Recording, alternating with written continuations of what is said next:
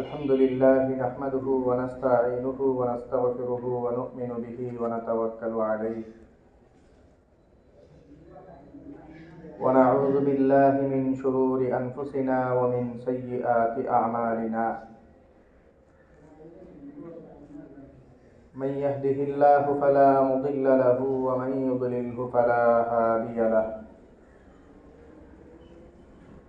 ونشهد أن لا إله إلا الله وحده لا شريك له ونشهد أن سيدنا ومولانا محمدا عبده ورسوله صلى الله عليه وعلى آله وأصحابه وبارك وسلم أما بعد فأعوذ بالله من الشيطان الرجيم بسم الله الرحمن الرحيم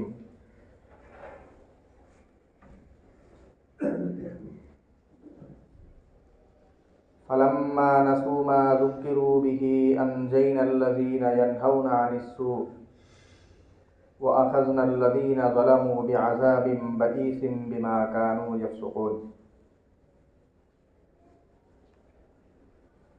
وقال رسول الله صلى الله عليه وسلم والذي نفسي بيده لتأمرن بالمعروف ولتنهون عن المنكر أو ليوشكن الله أن يبعث عليكم عقابا منه ثم تدعونه فلا يستجاب لكم اللهم صل على محمد وعلى آل محمد كما صليت على إبراهيم وعلى آل إبراهيم إنك حميد مجيد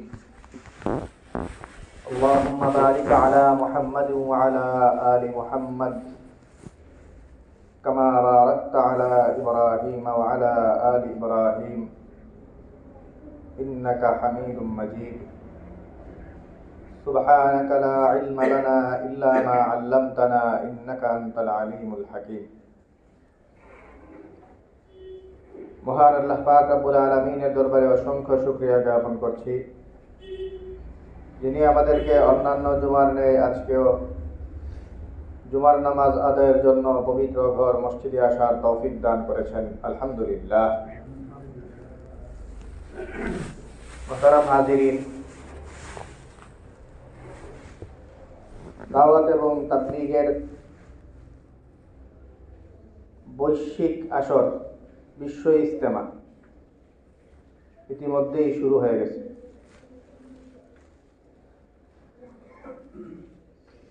এই বছর বিভিন্ন কারণে এই বছরের ইজতেমা বিশেষ গুরুত্ব রাখে।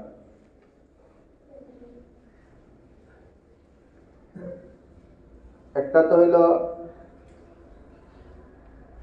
বেশ কয়েক বছর আগে বছর তিনেক এরকম হয়েছিল যে জায়গার সংকলন না হওয়ার কারণে ইজতেমা 2 পর্ব হইত। এরপরে ইজতেমা 2 ভাবে হওয়ার আরেকটা জমানা গেছে গত বেশ কয়েক বছর যাবত, কিন্তু সেটা 2 গ্রুপের 2 পর্ব। এই 2 গ্রুপের 2 পর্ব বেশ কয়েক বছর যাবত হইতেছে। এই 2 গ্রুপের 2 পর্ব শুরু হওয়ার আগে গ্রুপ হয়েছিল তখন এক গ্রুপের এই 2 পর্ব হইত।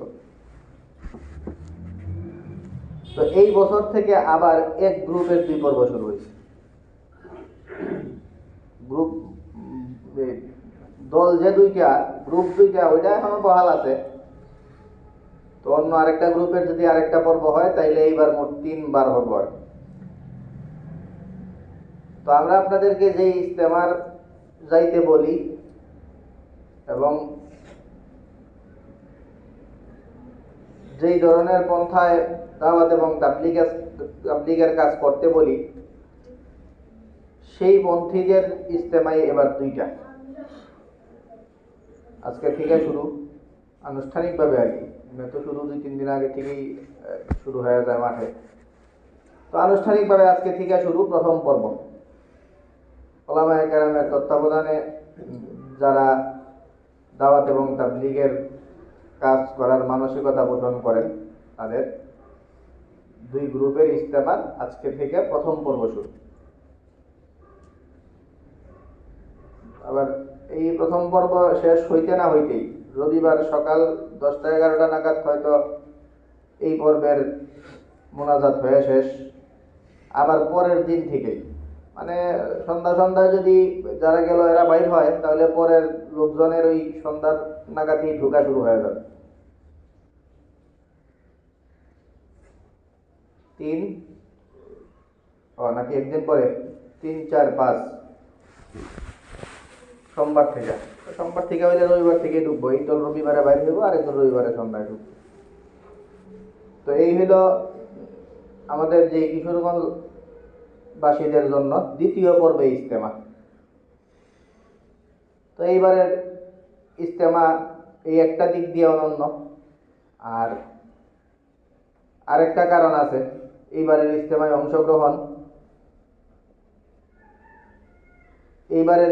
অংশগ্রহণ। আমরা যারা একটু সুযোগ আছে এই লোকজনের অংশগ্রহণ জরুরি অন্য কারণেও। আপনারা জানেন যে ইজতেমার যে গ্রুপ তৈরি হইল দাওয়াত এবং তাবলীগের 2টা গ্রুপ, 2 গ্রুপ অনেক দিন যাবত, 2 গ্রুপের মধ্যে যায় ঝামেলাও অনেক বছর যাবত। কিন্তু এই 2 গ্রুপের যায় ঝামেলা সবচেয়ে বেশি মাঠে ময়দানে এটা প্রকাশিত হয়েছে এই সময়টাতে এসে। বিশেষ করে আমাদের এই সরকার পরিবর্তনের পর থেকে এই গ্রুপিংটা সবার সামনে স্পষ্ট, এবং একটা পক্ষ এখানে আক্রমণাত্মক ভূমিকা পালন করায় এই ব্যাপারটা সারা দেশব্যাপী আরো ছড়াইয়া উঠছে। এই সব মিলাইয়া এই বছর আমরা কোন পক্ষে আছি, আমরা আসলে কোন দলের সাথে আমরা দাওয়াত এবং তাবলীগের কাজ করি, এই বিষয়গুলোর নজরানা পেশ করার জন্য এই বছরটা খুব উত্তম একটা পরিবেশ। আবার ইজতেমায় আমরা যারা অংশগ্রহণ বিভিন্ন যৌক্তিক কারণে করি না, এই যৌক্তিক কারণে যারা ইজতেমায় অংশগ্রহণ করি না আমরা, তাদের জন্য এই বছরের ইজতেমাটা সেই কারণগুলি আর বাকি থাকে না। যৌক্তিক কারণ বলতে এমনিতে তো আমাদের সবারই বিশ্বাস আছে যে দাওয়াত এবং তাবলীগের এই কাজ গুরুত্ববহ কাজ। তো দাওয়াত আর তাবলীগের কাজের গুরুত্ব আর ফজিলত এটা বললে অটোমেটিকলি ইজতেমায় অংশগ্রহণের ফজিলত বলা হয়, কারণ এটা তো দাওয়াত তাবলীগেরই একটা আয়োজন।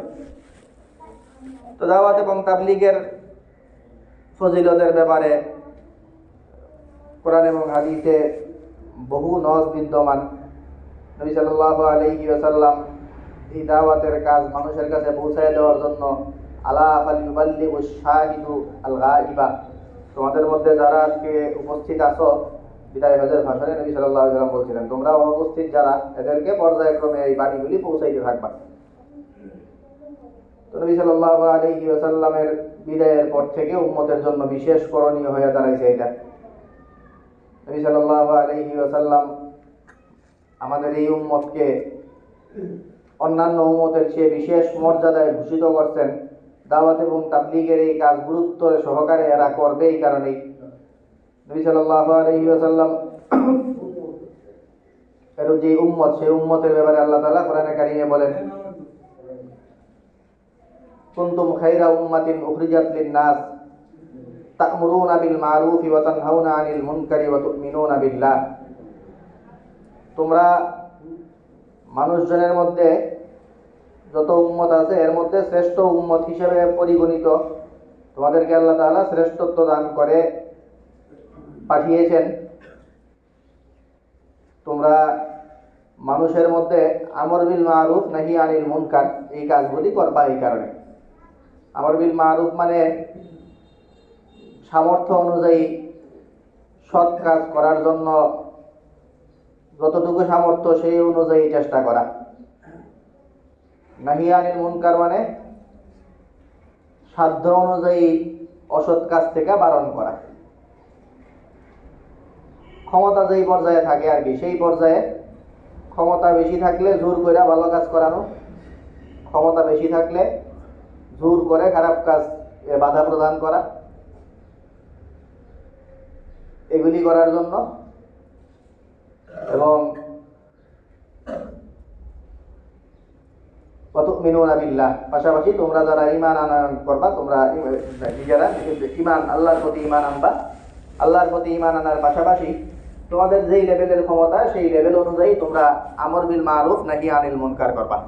সৎ কাজের করা আদেশ আর অসৎ কাজ থেকে করা বারণ।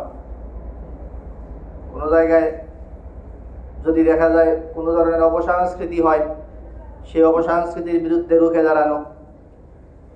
কোনো জায়গায় গান বাজনা, কনসার্ট এগুলি করলে এগুলির বিরুদ্ধে যেই পর্যায়ে যেই লেভেলের ক্ষমতা আছে, সেই লেভেলের ক্ষমতার সর্বোচ্চ দিয়া বাধা দেওয়ার চেষ্টা করা। নায়ক, গায়ক, গায়িকারা কোনো জায়গায় কোনো কিছু উদ্বোধন করতে আসলে যেই লেভেলের ক্ষমতা আছে ওইটা দিয়ে উদ্বোধন ঠেকাইয়া দিতে পারলে সেই ঠেকাইয়া দেওয়া। সারা দেশব্যাপী নাটক, সিনেমা, যাত্রাপালা এগুলো যেগুলি হয়, এগুলোরে ক্ষমতা অনুযায়ী যদি এগুলিরে পাল্টাইয়া দিয়া ওয়াজ মাহফিল চালু করে দেওয়া যায়, সেই সংস্কৃতি চালু করে দেওয়া। যার যেই লেভেলের ক্ষমতা আছে এই লেভেলের ক্ষমতা প্রয়োগ করে সৎ কাজ যেটা আছে সেই সৎ কাজকে ইস্টাবলিশ করা আর অসৎ কাজের প্রতি কড়া নিষেধাজ্ঞা জারি করা। এই কাজটা করার জন্য তোমাদেরকে আল্লাহ তাআলা পাঠিয়েছেন। তো এই পাশাপাশি এই সৎ কাজ করা আর অসৎ কাজ থেকে বারণ না করলে শাস্তিও আসবে। কোরআনে কারিমে আছে যেই লোকগুলি মাঝারি পক্ষ, খারাপ কাজ দেখলে ভালো হার না, কোনো কিছু নাই, নিজেরা খারাপ কাজে জড়ায় না কিন্তু নিষেধও করে না, নিজেরা কোনো ধরনের ভালো কাজ ঠিক মতোই করে যায় কিন্তু অন্যদেরকে করতে বলে না। এই ধরনের মাঝারি লেভেলের লোকগুলির ব্যাপারে আল্লাহ তাআলা বলেন, ফালাম্মা নাসু মা যুকিরু বিহি আনজাইনাল্লাযিনা ইয়ানহাউনা আনিস সু। যখন ক্রাইসিস চলে আসে তখন যারা অসৎ কাজ থেকে বারণ করছিল এই লোকগুলিরই শুধু আমি নাজাত দিই। আর বাকি যারা যত লেভেলের লোকই আছে, নিজে ঠিক আছিল কিন্তু মানুষে বারণ করছে না, অথবা নিজেই খারাপ কাজে জড়িত ছিল, এই সব লেভেলের লোকদেরকে আল্লাহ তাআলা ফাসিক আখ্যা দিয়ে বলেন, ওয়া আখাযনাল্লাযিনা যালামু বিআযাবিন বাঈসিন বিমা কানু ইয়াফসুকুন। আর এই ফাসিক যারা, এদেরকে তাদের অন্যায়ের কারণে আমি পাকড়াও করি। নবী সাল্লাল্লাহু আলাইহি ওয়াসাল্লাম করা হুমকি, করা হুঁশিয়ারি জারি করছেন আমর বিল মারুফ নাহি আনিল মুনকার ছাইড়া দেওয়ার ব্যাপারে। নবী সাল্লাল্লাহু আলাইহি ওয়াসাল্লাম বলেন, ওয়াল্লাযী নাফসি বিয়াদিহি, সেই সত্তার শপথ যার হাতে আমার প্রাণ, মানে আল্লাহ তাআলার কসম, লা তা'মুরুন্না বিল মারুফি ওয়া লা তানহাউন্না আনিল মুনকার। আমর বিল মারুফ নাহি আনিল মুনকার, আমরা এই শব্দ এটা বলতেছি কারণ এটার বহুবিধ অর্থ, এটার আসলে যার ক্ষমতার লেভেল অনুযায়ী এটার অর্থ হয়। এই কারণে আমর বিল মারুফ নাহি আনিল মুনকার এই শব্দটাই আমরা ব্যবহার করতেছি। তো আল্লাযী নাফসি বিয়াদিহি লা তা'মুরুন্না বিল মারুফি ওয়া লা তানহাউন্না আনিল মুনকার, আল্লাহ তাআলার শপথ, আমর বিল মারুফ নাহি আনিল মুনকার এই কাজ তোমরা হয়তো করেই যাবে, করতেই হবে তোমাদের। আর যদি এটা না করো তাহলে আল্লাহ ইউশিকান্নাল্লাহু আন ইয়াবআসা আলাইকুম ইকাবাম মিনহু, তাহলে আশঙ্কা আছে যে আল্লাহ তাআলা তোমাদের উপরে শাস্তি আরোপ করবেন, অদৃশ্য শাস্তি। এখানে বিভিন্ন জায়গায় বিভিন্ন শাস্তির কথা আছে, এখানে একটা অদৃশ্য শাস্তি। এমনি তো শাস্তি আসলে কিছু হয় যে শাস্তি আইছে, শাস্তি ভোগ করতেছে, সবাই দেখতেছে। তো অদৃশ্য শাস্তি আসবে তোমাদের উপরে, এই আশঙ্কা আছে। আল্লাহ ইউশিকান্নাল্লাহু আন ইয়াবআসা আলাইকুম, আল্লাহ তাআলা তোমাদের উপরে শাস্তি আরোপ করবেন, ইকাবাম মিনহু, তার পক্ষ থেকে একটা শাস্তি, যেটার প্রেক্ষিতে সুম্মা তাদউনাহু ফালা ইউস্তাজাবু লাকুম, যেই কারণে তোমরা নিয়মিত আল্লাহ তাআলার কাছে বিভিন্ন ইস্যুতে দোয়া মুনাজাত করবা কিন্তু তোমাদের এই দোয়া মুনাজাত কবুল হবে না। তো এমন এক অদৃশ্য শাস্তি তোমাদের উপর চেপে বসতে পারে, এই আশঙ্কা আছে যদি আমর বিল মারুফ নাহি আনিল মুনকার এটার সাথে লেগে না থাকো। তো এটা খুবই প্রচলিত ইস্যু, দাওয়াত এবং তাবলীগের বয়ান আপনাদের সবারই প্রায় তটস্থ, দাওয়াত এবং তাবলীগের যেই বয়ানগুলি আপনারা নিয়মিত শুনেন, যেই কাজের সাথে আপনারা নিয়মিত জড়ায়া থাকেন, সেই কাজেরই আনুষ্ঠানিক রূপ বাৎসরিক সেমিনার হইল এই বিশ্ব ইজতেমা। তো রোববার থেকে আমাদের পর্ব শুরু আর কি, আমাদের মানে বাকি জেলাগুলোর।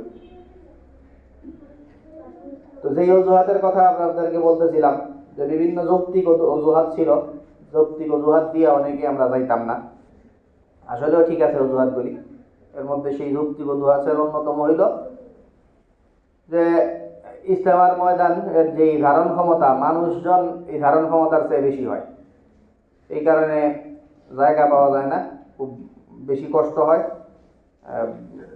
অনেকে যাদের কষ্টের মানসিকতা আছে ওনারা তো যাইতে নেই, আর একটু যাদের একটু কষ্ট বেশি হয়ে যায়, থাকতে পারে না, ওনাদের জন্য এই অজুহাতটা ছিল যে সেখানে গিয়া টেকা যায় না, থাকার অবস্থা খুবই খারাপ, আর মানুষজন যেই হারে যায়, আর মানুষ যাইলে এখানে যাওয়ার উপায় নেই, এই জন্য একটু কমায় টমায় যাওয়াই বেলা। আগে গতবারও আমরা এটাই দেখছিলাম যে আমাদেরকে ঠিক করে দিছিল, বিশেষ করে যে এই মাদ্রাসা থেকে সর্বোচ্চ এই কয়জন নেবেন, এর বেশি না, ওইখান থেকে এই কয়জন নেবেন, এই ধরনের একটা সংখ্যাই দিয়ে দিছিল, নাইলে জায়গা পাওয়া যাবে না। এই কয়টা খুব, এর ভিতরে আপনাদের জন্য, এই মাদ্রাসার জন্য এই খুবগুলি নির্ধারিত, এর ভিতরে আপনারা যেই কয়জন নিতে পারবেন এই কয়জন নেবেন, এই ধরনের একটা রেওয়াজ ছিল। তো এই বছর বহু কারণে আপনাদের সবার দল বাইন্দা যাওয়ার সুযোগ তৈরি হয়েছে। একটা কারণ তো হইল যে ইজতেমা ভাগ হয়ে গেছে, আগে 64 জেলা হইলে এবার 32 জেলা করে, এই হলো একটা কারণ। আবার আরেকটা কারণ হইল যে ইজতেমার মধ্যে বহু সংখ্যক মাদ্রাসার ছাত্র উপস্থিত হইত এই কয়েক বছর যাবত, মোটামুটি 20% কাছাকাছি তো হবে। তো লাখ লাখ মানুষের মধ্যে এই 20-25% মানুষ মাদ্রাসার ছাত্র শিক্ষক, ওনাদের উপস্থিতি পরিলক্ষিত হয়। তো এই বছর এই 20-25% কেউ যাবে না, এটা সময়ের মার পেছে। কওমি মাদ্রাসা সমূহের বার্ষিক কেন্দ্রীয় পরীক্ষা আর ইজতেমার ডেট সেম, আজকে থেকে ইজতেমা শুরু হয়েছে, আমাদের পর্ব শুরু হইব 2 তারিখ থেকে না 3 তারিখ থেকে, এবং 3 তারিখ থেকেই আপনারা জানেন, বোর্ডের নাম জানেনই, বেফাকের পরীক্ষা শুরু। কওমি মাদ্রাসার যেই বার্ষিক কেন্দ্রীয় পরীক্ষা হয়, বেফাকের পরীক্ষা শুরু 3 তারিখ থেকে। তো একদম পরীক্ষা চলা শুরু, পরীক্ষা চলতেছে, এই সময় তো কেউই যাবে না, খুবই স্বাভাবিক কথা। তো এই কারণে বিশাল একটা অংশ এইদিকে ইজতেমায় অংশ নিবে না, আর অর্ধেক মানুষ তো এমনি 64 জেলা থেকে 32 জেলা এমনি নিবে না 2 পর্বের কারণে। তো বড় একটা জায়গা, স্পেস তৈরি হয়েছে, আপনারা যারা বিভিন্ন যৌক্তিক অজুহাতে এই পর্যন্ত অংশগ্রহণ করতে পারতেছিলেন না তাদের জন্য। এইবার অন্তত এই জায়গা সংকলন, ভিড়ভাট্টা, এইসব কারণে যারা মন চাইত না, আপনাদের জন্য এবার চমৎকার সুযোগ, এই সুযোগ অন্তত কেউ মিস করবেন না। পাশাপাশি এই যায় ঝামেলার সময় আপনারা সঠিক পন্থায় আছেন বা কোন পন্থায় আছেন সেটা প্রকাশ করারও একটা বড় একটা সময়, যেহেতু সরকারিভাবে এই বিষয়গুলো নিয়ে আলাপচারিতা হয়, বিভিন্ন সিদ্ধান্ত ইত্যাদি আপনাদের উপস্থিতি অনুপস্থিতির সাথে জড়িত, এই জন্য নিজেরা বেশি বেশি উপস্থিত হয়ে 2 পর্বে আমাদের ইজতেমা, এটা যে খুবই যৌক্তিক, সেই যৌক্তিকতা তুলে ধরা, বেশি বেশি মানুষজন উপস্থিত হয়ে, এটাও একটা গুরুত্বপূর্ণ বিবেচনার দিক। গুরুত্ব আর ফজিলতের কথা তো আমরা কিছু বললামই, আর এমনিতেও তো ইজতেমা বাংলাদেশের মধ্যে কোনো মাহফিল হইলে, যে কোনো বড় মাহফিল হইলে আমরা ঘোষণা করি যে এত বড় মাহফিল, এত বড় বড় ব্যক্তিগণ আসবেন, আপনারা এই জন্য এই মাহফিলে যাইবেন, এই ধরনের একটা কথা আমরা সবসময় বলি। বিশাল বড় মাহফিল, দেশের প্রায় সব পরিচিত মুখ এখানে আসবেন, এমন মাহফিল হইলে আপনারা দূর দূরান্তেও যান। তো যত মাহফিল এই পর্যন্ত আপনারা সারা বছর দেখেন, এটা তো একটা কথা স্পষ্ট যে সারা বছর ইসলামী সম্মেলন, মহাসম্মেলন, ওয়াজ মাহফিলের মধ্যে যত বড় মাহফিল আর যত বড় সম্মেলন দেখেন, সব মাহফিলের চেয়ে সবচেয়ে বড় সম্মেলন হলো এই ইজতেমা। তো এখানে দেশি বিদেশি আপনারা যাদেরকে চিনেন সবারই অংশগ্রহণ হয়। যত বড় বড় মাহফিলে যাদেরকে দেখেন ওনারাও সেখানে সুযোগের অভাবে হয়তো এদের কণ্ঠ শুনেন না আপনারা, কিন্তু উপস্থিতি অবশ্যই থাকে ওনাদের। তো সব মানুষের উপস্থিতি, সব আলেম ওলামা, সব দেশ বিখ্যাত ওলামা কেরামদের উপস্থিতিতে, বিদেশি মানুষজনের উপস্থিতি সব মিলিয়ে নির্দ্বিধায় এই কথা বলা যায় যে বাংলাদেশের বছরের সবচেয়ে বড় মাহফিল হইল বিশ্ব ইজতেমা। তো এই কারণে বড় মাহফিলগুলিতে আপনারা যারা যাইতে উৎসুক, সেই হিসাবেও আপনারা এত বড় একটা মাহফিল সম্মেলন, সেই সম্মেলনে উপস্থিত হবেন। এবং পাশাপাশি এখানে আরেকটা লোভনীয় দিক আছে। ইজতেমায় অংশগ্রহণের একটা লোভনীয় দিক হইল ইজতেমার আখেরি মোনাজাত। ইজতেমার আখেরি মোনাজাত লোভনীয় দিকের কারণে যে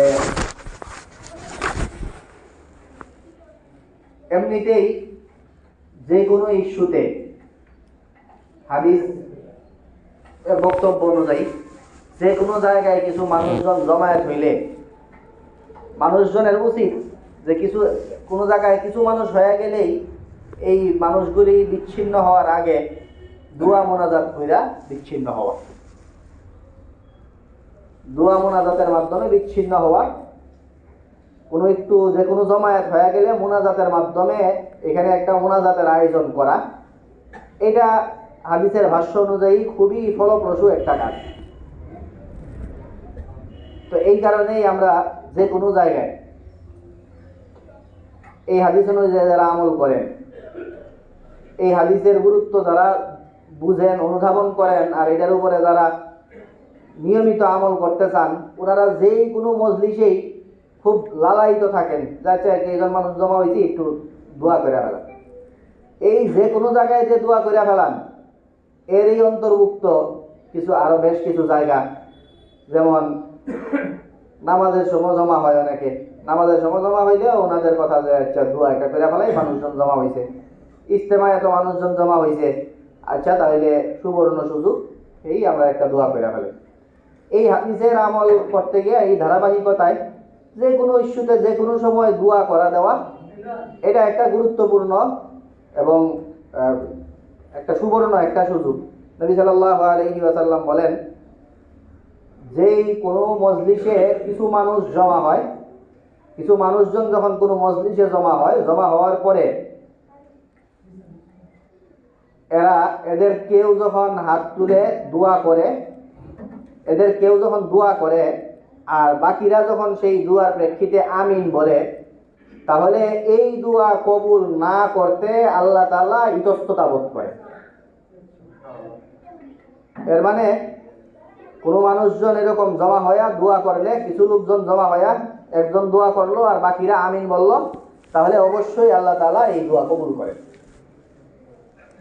তো এই দোয়া যে কবুল করেন এটার কিছু নজিরও আছে। এই কারণে নবী সাল্লাল্লাহু আলাইহি ওয়াসাল্লাম বলছেন যে বড় বড় কিছু জমায়েত, বড় বড় জমায়েতের মধ্যে উল্লেখযোগ্য হলো ঈদগার মধ্যে যে জমায়েতটা হয়, এই ঈদের জমায়েতের মধ্যে নবী সাল্লাল্লাহু আলাইহি ওয়াসাল্লাম বলেন যে যেই সব নারীদের মাসিক চলতেছে, হায়েজ নেফাসগ্রস্ত যেই নারীরা, এরাও ঈদগায় যাবে। আরে ঈদগায় তো মানুষ নামাজ পড়তে যায়, এরা গিয়া কি করবে? তখন নবী সাল্লাল্লাহু আলাইহি ওয়াসাল্লাম বলেন যে এরা নামাজে অংশ নিবে না, কিন্তু বড় মজমার যেই দোয়াটা, এই দোয়াটা মিস করা উচিত না। এই কারণে এরা নামাজে অংশ না নিলেও ওইখানে দোয়াটার জন্য হইলেও এরা যাবে। তো যে কোনো ইস্যুতে জমা হয়ে গেলে দোয়া করা, আর যত বড় জমা একটা হয় দোয়াটার প্রতি এত বেশি আগ্রহী হওয়া, এটা নবী সাল্লাল্লাহু আলাইহি ওয়াসাল্লামের বিভিন্ন হাদিস দ্বারা লোভনীয় একটা ব্যাপার। তো এই কারণে এত বড় জমায়েত বাংলাদেশে আর কোনো জায়গায় হয় না। বিশ্বের মধ্যেও এই হজ এবং আর দুইটা এরকম ইস্যু ছাড়া এত বড় জমায়েত পরিলক্ষিত কোথাও হয় না। তো এই কারণে এত বড় জমায়েতের দোয়া মিস করা এটা খুব ভালো কিছু না। এইরকম দোয়াটার জন্য অন্তত এখানে অংশগ্রহণ করা এটা খুবই গুরুত্বপূর্ণ একটা দিক। এই কারণে আমরা অবশ্যই এইসব দিক বিবেচনায় এবং স্বাভাবিক দিক বিবেচনার পাশাপাশি এই বছর আরও অনেক দিক নতুন করে যুক্ত হয়েছে। তো সার্বিক দিক বিবেচনায় আমরা বেশি করে এই ইজতেমায় অংশগ্রহণের জন্য চেষ্টা করব। আমাদের এই মসজিদ থেকেও আমরা, যেহেতু মসজিদ ভিত্তিক জমায়েতটা এই বছর বেশি হওয়া কাম্য, আগে তো মাদ্রাসাওয়ালাদের সাথে শরীক হয়ে যেত, এখন আর মাদ্রাসাওয়ালা যাইতেছে না। তো এই জন্য মসজিদ থেকে বেশি বেশি লোকজন যেন আমরা জমায়েত হইতে পারি, এই জন্য আপনাদের সামনে আমরা আনুষ্ঠানিকভাবে জমায়েতের তাকাজা পেশ করব। আপনারা তারই আগে মানসিকভাবে সবাই প্রস্তুতি গ্রহণ করা শুরু করেন। আল্লাহ পাক রব্বুল আলামিন আমাদেরকে তৌফিক দান করুন। ওয়া আখিরু দাওয়ানা আলহামদুলিল্লাহি রাব্বিল আলামিন। সামনে জায়গা ফাঁকা আছে, এগুলি পূরণ করে তারপরে